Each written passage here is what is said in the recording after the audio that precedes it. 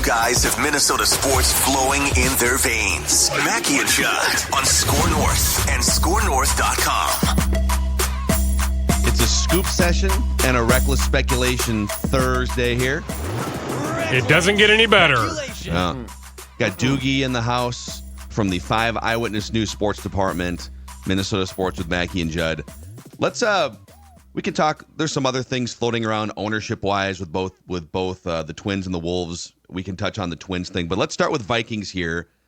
What are the chances that they wind up moving this game from Los Angeles with all the fires the last 3 days to the backup plan, which the NFL has identified as the Cardinal Stadium near Phoenix? I mean, it's devastating what's taking place out there. I mean, I'm sure many of us know at least one person being impacted. I mean, I think about the air quality on Monday. Like, we'll have some news here. So we are recording this at 10:05 a.m. Central on this Reckless Speculation Thursday. By this time tomorrow, I certainly expect some sort of clarity, if not full clarity.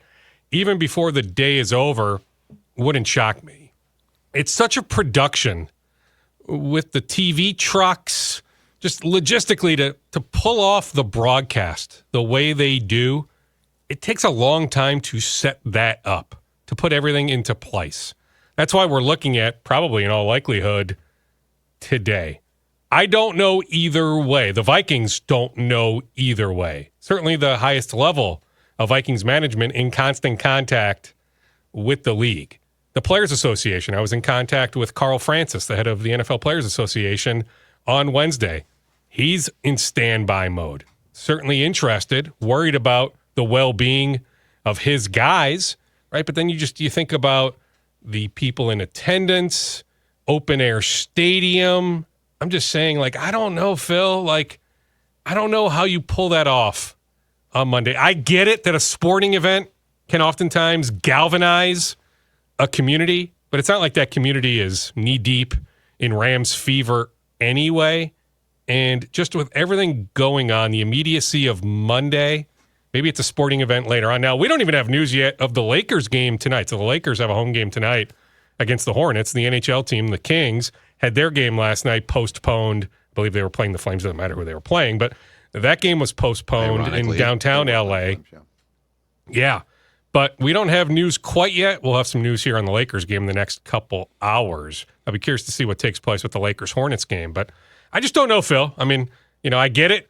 I'm supposed to have a lot of the answers in this space, but I just don't know because the Vikings don't quite know, but they are in constant contact. But I'm just telling you, me personally, I don't know how you pull this off on Monday night at SoFi. So it sounds like they had talked about, as the potential backup plans, Vegas or Glendale, and they're going to go to Glendale. Do we know, was that the Rams' choice? Because I would guess, if nothing else, the Rams do, if they've got a couple of sites potentially, that the Rams, because they'll lose the home game, will get a say. But just curious if we know how they settled on going to the Cardinals' home stadium. I will find that out later today, Judd, or at least try to. I will tell you, if you're the Rams, wouldn't you rather have the game in Vegas? I mean, to me, in Arizona, in Glendale, that's a Vikings home game. Yeah. Well, there are so many Vikings fans in the Valley. Phil, you were just there, right? I mean, Phil, you've got all sorts of ties to the Phoenix area. I mean, to me, if you're the Rams, if you had a say in Allegiant Stadium in Vegas or State Farm Stadium in Glendale, Arizona, you're choosing Las Vegas. And so I'm not quite sure how they came to the conclusion Glendale over Vegas, but it's on my list of things to pursue later today. It's a good question. JJ McCarthy, real quick here. So he got some camera time there during that Lions game on Sunday night. He's got the flow. He's been growing the hair out. He looks a little leaner. I don't know if he's just been not as active in the weight room because of the procedures. But the thing that people noticed was he's no longer he's certainly not on crutches anymore. He's not wearing like a big knee brace. It was a sleeve. So what do we know just generally about his timeline? And once they start firing up here in 3 months from now, and now I'm getting into April, what are you hearing about his recovery, JJ McCarthy? Well, doing well. I saw him in the locker room the other day. He was in great spirits. He was having guys sign balls. So I don't know if it was for, a charitable outing or something, but he had Or guys going around. It's a goodbye because they know that he's going to be traded here in a few weeks. So anyway, he was going around the locker room with the Sharpie, with these white footballs, having guys sign all the balls. And yeah, I mean, he was sounding good. He was looking good. So yeah, I mean, all signs point to, even with the setback, that really he should be okay at some point. Now, I don't know. Is he a full go, first day of OTAs? Or is he a full go June mandatory minicamp? That's probably a bit aggressive just based on the injury, the initial surgery. But yeah, he is doing well. So like anybody who thinks, hey, like there's no way, no how that JJ McCarthy can play games next September, put it this way, I'm not there yet. Like it's very much a possibility. The initial plan of, hey, this can be JJ McCarthy's team September of 2025. Like, I'm not quite sure anything has happened to derail that. Even with the setback, even with them having to do, the PRP and all that, the injection, I'm not sure whatever the initial plan was. I have not been led to believe that now is off track. So the PRP injection story is an interesting one because if you guys recall when McCarthy originally went out and they decided to do the long-term meniscus procedure, part of the talk was, and this is before the second procedure was done, part of the talk was that if they didn't IR him, he could actually be practicing by now. So that second procedure must have slowed things down a bit, but I think the thing that Phil broached is probably the most important thing now, which is he's lost a lot of weight. Like go back and look at his face in a picture from training camp and now. And so you're going to have to get him back in the weight room, get some weight back on. So like this will definitely now be a full-time commitment. It's not that the knee is not in good shape. It's the fact that they now have to get him back to being prepared to play, period. So I think that second procedure, I think the Vikings were really hoping it wouldn't get out. It got out, but I do think it probably slowed things down a bit.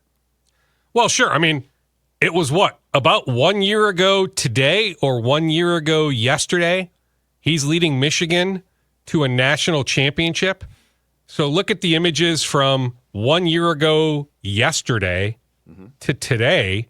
Sure. Now, hey, the knee is going to be as strong as ever, right? Just with the rehab process, emphasizing so much work rehabbing that knee. But yeah, it's the rest of his body. How much work has he been able to put in? Right? So, yeah. So, sure, there's some catching up in that regard. But think about it, whether it's, all of February, all of March, into April, there's still some time. Like, I have no doubt that kid, his work ethic is off the charts. You talk to so many people. Like, he's going to live at TCO Performance Center all of the winter. Right? So, he's going to be there so much. I guess let's see. But yeah, sure. Like, do I expect to see him out there that first day of OTAs dropping back, doing every quarterback drill? No, I don't. Absolutely not.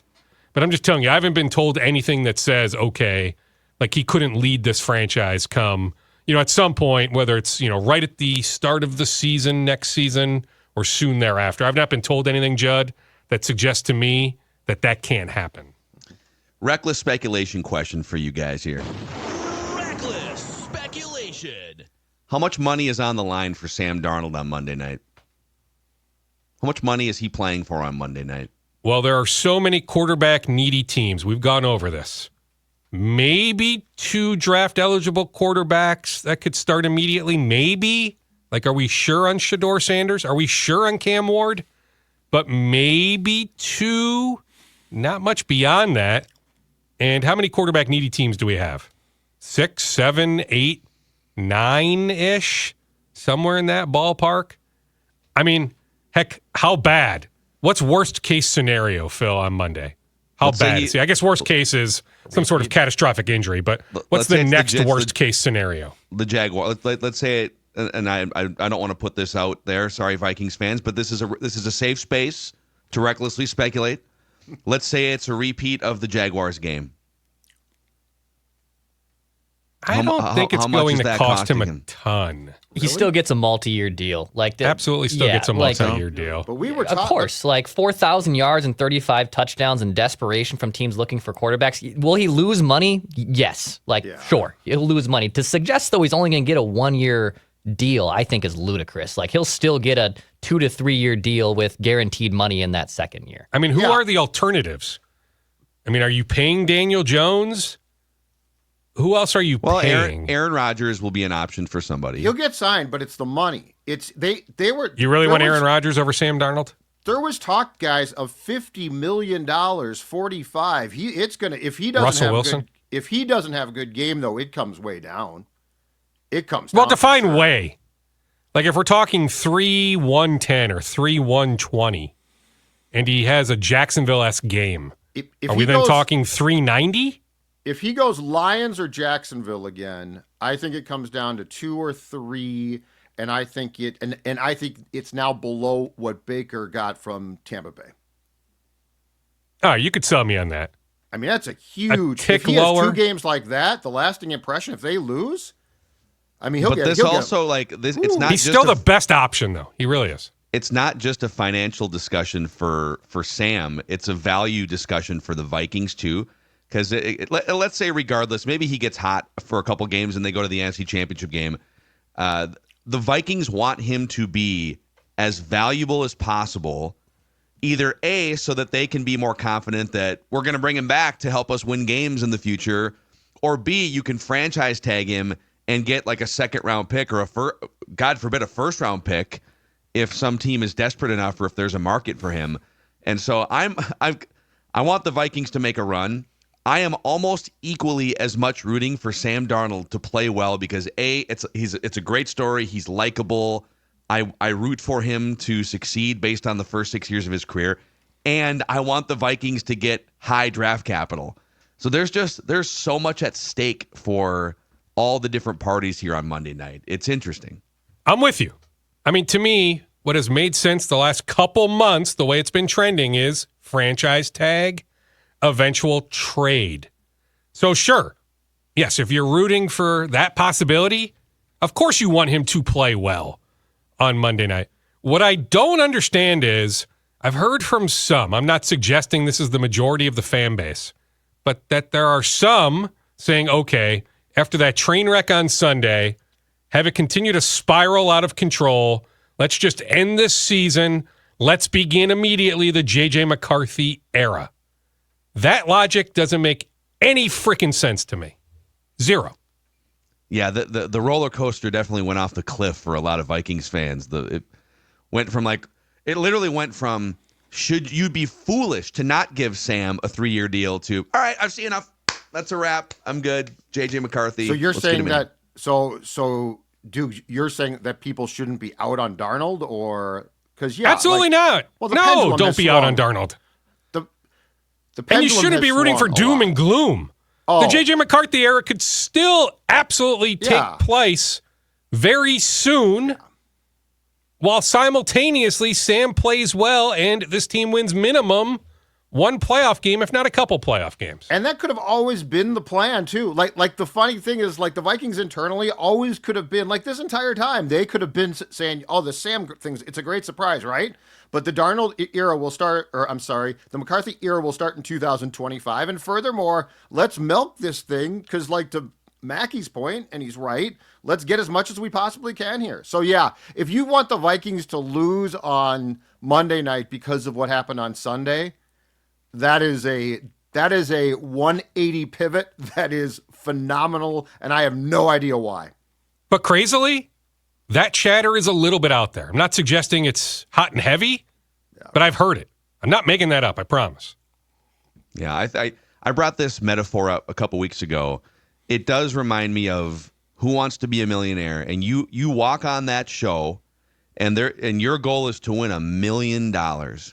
And JJ McCarthy, on a rookie scale contract, using all the resources to build a monster roster, is the $1 million. That's the Super Bowl blueprint, right?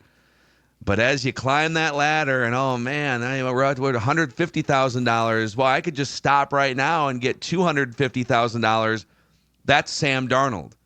We have a pretty good. He short circuits about once every 5 games, and he's got these demons from his first 5 or 6 years, but you could do a lot worse than $250,000. No, you came to win $1 million.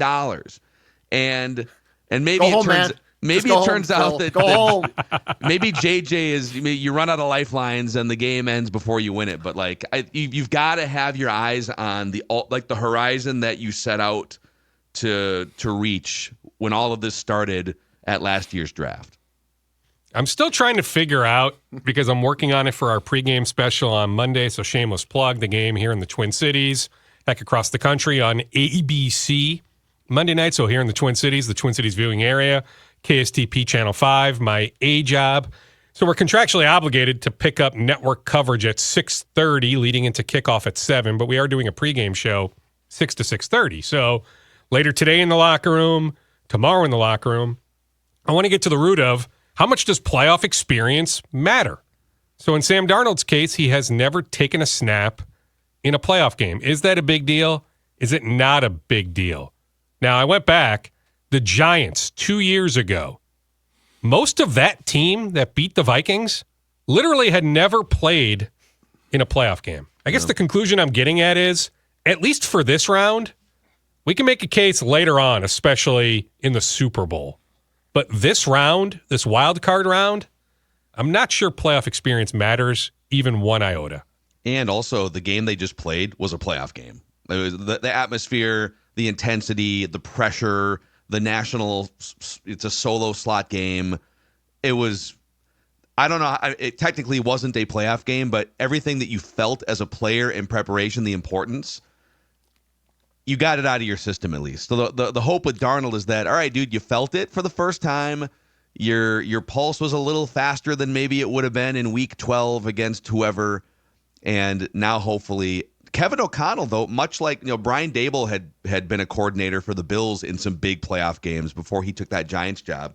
Well, Kevin O'Connell, as a coordinator with the Rams, Super Bowl winning coordinator. So like at least the head coach, and Brian Flores has been in a bunch of big games, Super Bowls as a defensive coordinator. So at least like the heart of your coaching staff has been there, done that, and can provide some of that guidance throughout this week Plus, and maybe beyond.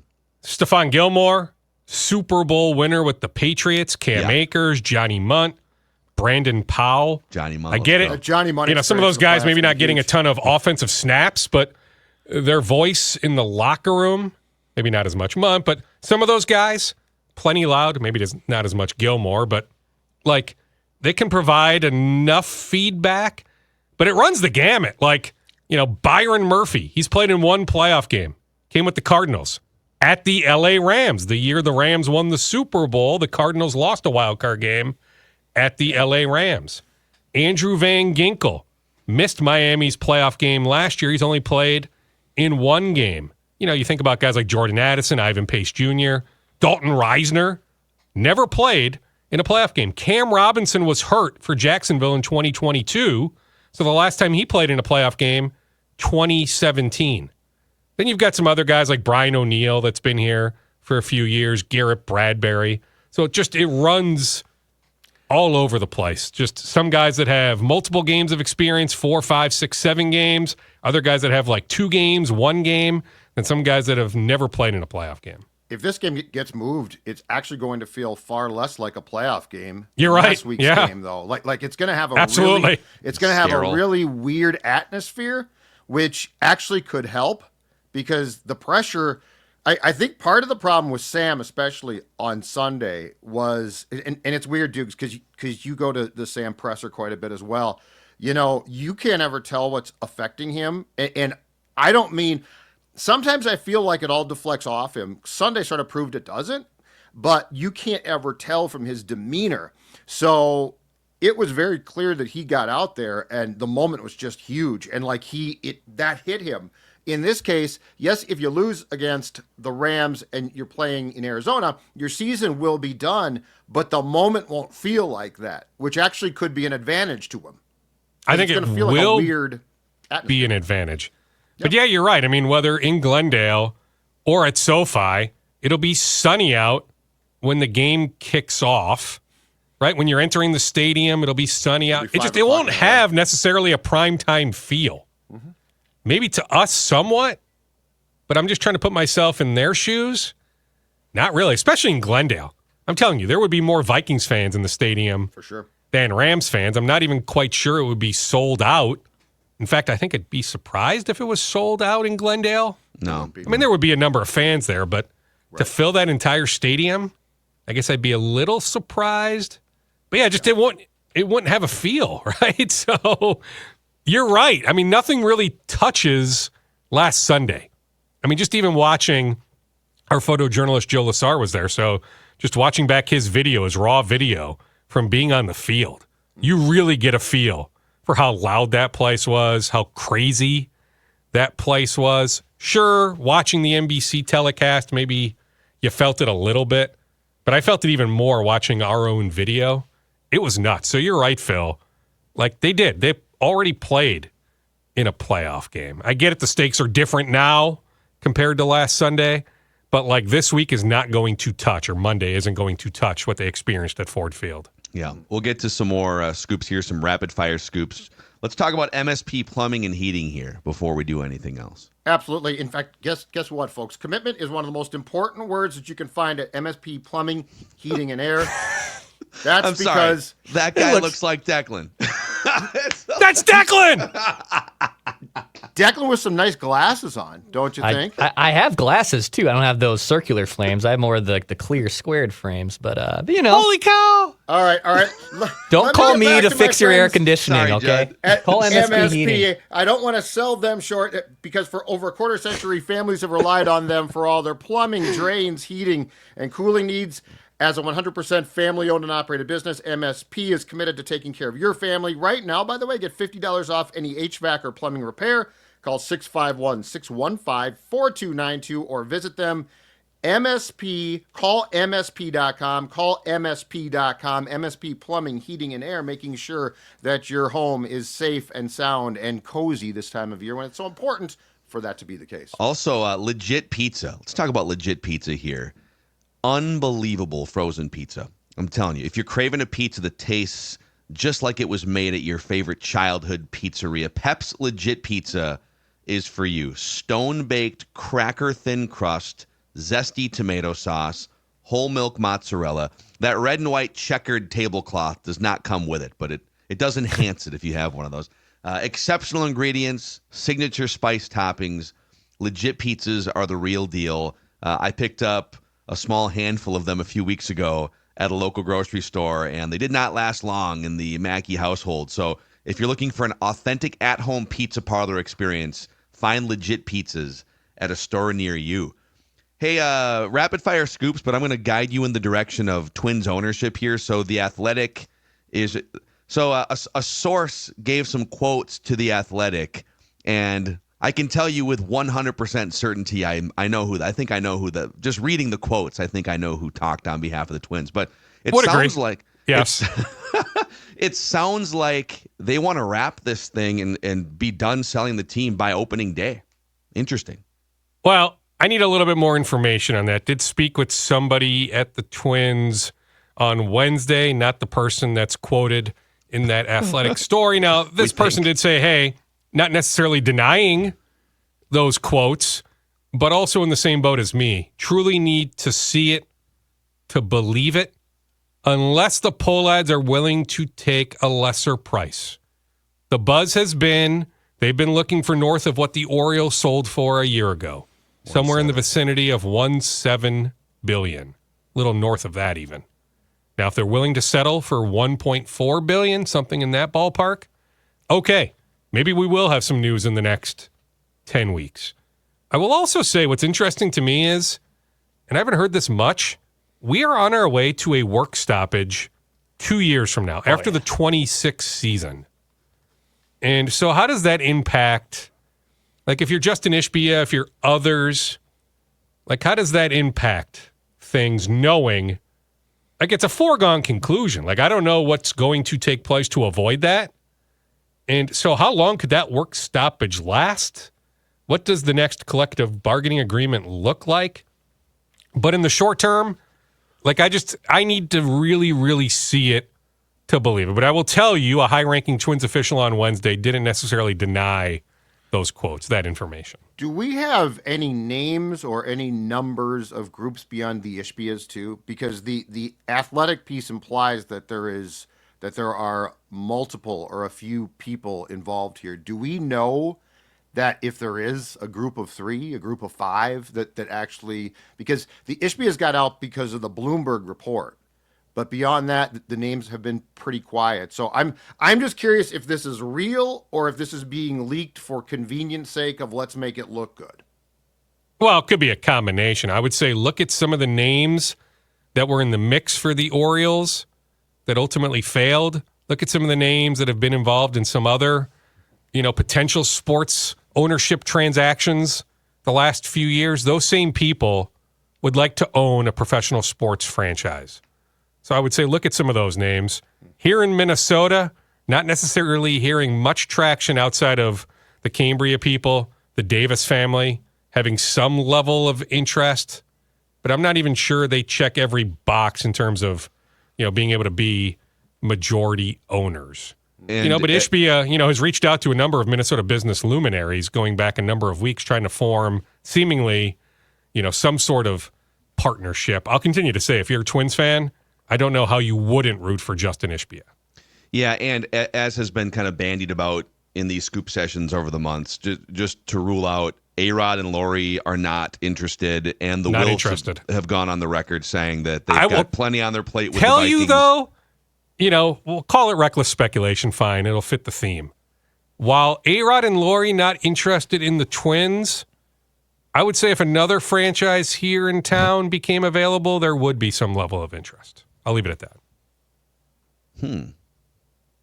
Wow. Well, Well, hold on. Hold on. Let me. I'll leave it at that. I'll leave it at that. Well, hold on a second. The Vikings are not... Because we don't even know if they're about to become majority owners of the Wolves and Lynx, right? So let's see if that takes place first. Then we can advance that little note later on. The Aurora would be a really interesting potential. Well, and I think the Saints are in good shape. The now. Aurora So, should move up a level. At CHS Field, I think the Saints are in good shape. So are we talking about a team that could possibly combine with the Wolves to play in the same arena, perhaps, Dukes? So you're talking about a new arena? I'm talking about it. Well, I'm just saying that. Well, the Wolves are going to get one. Right. No, but I'm just saying there's a hockey team in St. Paul that has an existing building that's good. That's going to get very good as well. So I'm just saying, are we talking about a team that could possibly be, let's maybe say, a national? That's what I thought. I mean, as far as I know, though, Craig Leopold really, really enjoys owning the Wild. Craig Leopold's not selling. I don't see him selling. Yeah, so there you go. But I'm just saying. A soccer fan? Interest doesn't mean it's automatically going to happen. I'm just saying, if things advance, remember tomorrow, the lawyers for both sides being summoned to downtown Minneapolis to answer some final questions. How's Well, Glenn? he hasn't been at Target Center. As far as I know, though, he's doing okay following the surgery. Okay, good. Just get a little But, bit I mean, he's in his mid-80s. nervous. I right? know. That's what I'm saying. I'm being sincere. I'm not being an That's ass. always a slippery slope. No, I am. No, I am. The man's in his 80s, and he just had a hip procedure. I didn't take it that way, dead Judd. serious here. I know. Yeah. I'm not. No, being I understand insincere, it. Judd. Yeah, Right. Okay. Hip surgery at that age. Yes. I get it. Okay. Yes. And he's had some back issues. Sure. Like there's every reason to at least ask the question. But I can tell you from what I can gather, he's doing, quote, okay. Okay. Good. Hopefully back at Target Center relatively soon. Definitely the most sincere I've ever heard Judd right there. 100%. The most I get sincere. nervous when people who are getting up in age have hip problems. Yeah, hip problems are bad at any age. Dukes, do you have another minute or two of rapid-fire scoops before we say goodbye? Sure, in no particular order. Former Gophers quarterback Brian Cupido accepting a position at Minnehaha Academy as associate head coach. Cool. Isaiah Johnson Origu from Totino Grace. So he leaves the University of Miami. Jim Larinaga retires, so he enters the portal. So I had it on Tuesday, but I lost my voice at the end of our session, so I knew he was going to commit to Iowa, which he did on Wednesday. But here's where I'll advance it. I know. I know, it's monster too. But anyway, the Gophers, Ben Johnson and company, did not pursue him. Carlos Correa, fully healthy, ready to go, which, hey, I get the trepidation. Just because he feels great today doesn't necessarily mean he'll feel great on, let's say, May 1st.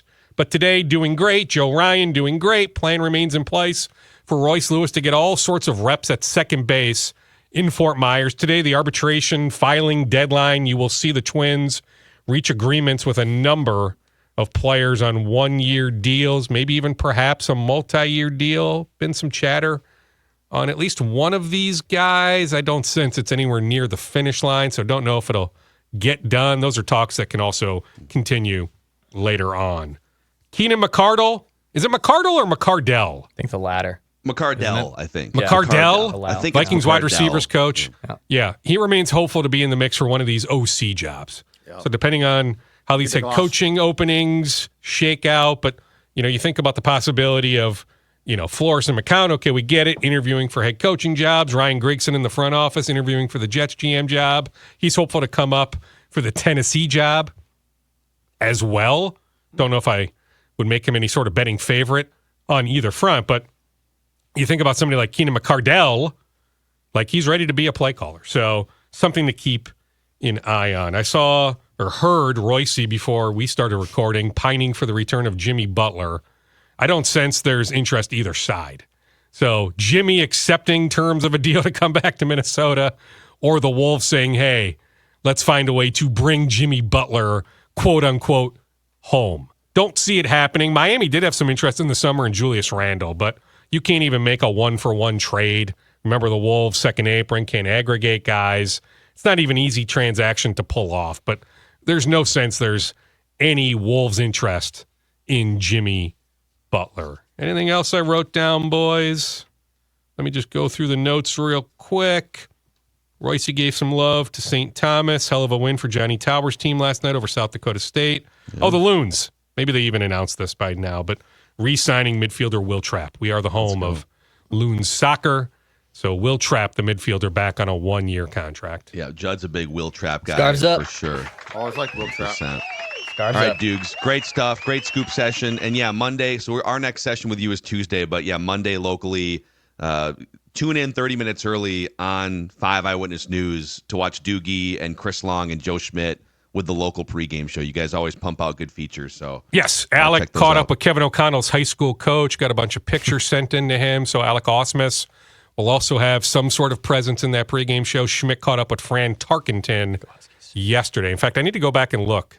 Fran's last game, did it come against the Rams? The Vikings and Rams have all sorts of playoff history. Mm-hmm. I need to go back and look. Judd? Eagles in 78. Okay. Do you remember if that playoff loss in 78, that first-round loss, was that to the Rams? Was that the last time the Vikings and Rams met in the first round of the playoffs? Didn't they meet in like 99? 99. Well, they did, but round. not in the first round. Yeah, I mean, they've met 6 or 7 times in the postseason. I think this is either meeting 7 or 8 in the playoffs, but only once previously have they met in the first round. So I'm saying that might have been Tarkenton's last year. I need to double check that. But yeah, should be a good time on Monday night. Love it. He is Darren Doogie Wolfson. Little scoop session, some reckless speculation. Minnesota and just to finish, sports. if people don't know, Phil, so yeah, tomorrow, but we're not getting an arbitration decision tomorrow. It'll still be a number of days, heck, weeks. It could be up to 30 days. So I hope it's another year, personally. I think we have it in us. The way this thing has been dragging on and on and on. Yeah, I mean, let's say Mark and Alex ultimately prevail. Well, can Glenn somehow convince the Board of Governors to delay the decision to approve them as majority owners, right? So, yes. So, the way this thing has been going, I wouldn't be shocked if we're talking many months from now still wondering who ultimately is the majority owner. So ridiculous. All right, he's Doogie, Darren Doogie Wolfson. We'll see you next week, sir. All right, boys. Judd, I'll see you out at TCO. See you there. Look at that. Look at that, Judd. That's sincere Judd right there. Yep. That's the sincere Judd we know. Doogie is right. Tark's last game, 78, playoff loss to the Rams. There it is. Steel trap. Minnesota sports with Mackey and Judd. See you guys.